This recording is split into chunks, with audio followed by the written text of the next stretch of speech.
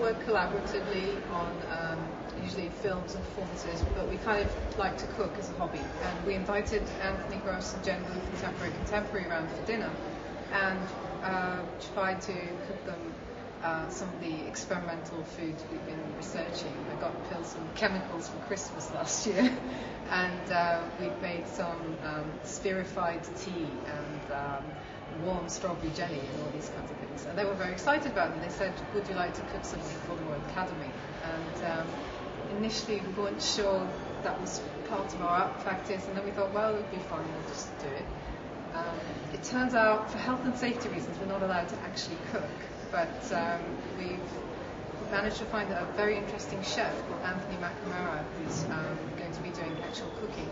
And we decided to plan our meal around a kind of sci-fi theme, so it's going to be very sort of Barbarella meets Soylent Green. Famine and excess in the future. Some of the plates are inspired by constructivist China ware, so it's going to be a very visual experience, and we'll try and use as many experimental cooking techniques as we can. But it's not going. I mean, we don't want to give out too many details of what we are actually going to serve, because that's sort of like going to be a surprise.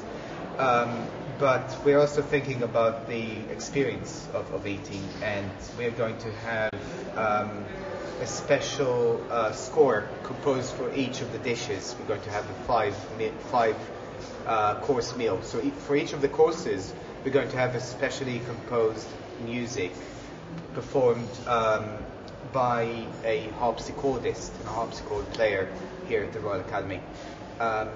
And the waiters are going to be dressed in special outfits. So the music has been composed by Gelbart, and you should check out gelbartmusic.com for some samples of his wonderful music. And it's going to be a cross of the Internationale with traditional harpsichord music, so we're looking forward to hearing the full thing. And it should be quite a theatrical experience. We're hoping. Absolutely. We don't come to it as sort of like artists. This is not kind of part of what we normally do. We come to it more as people with an interest in food and trying to expand the experience of kind of food and going to a restaurant maybe.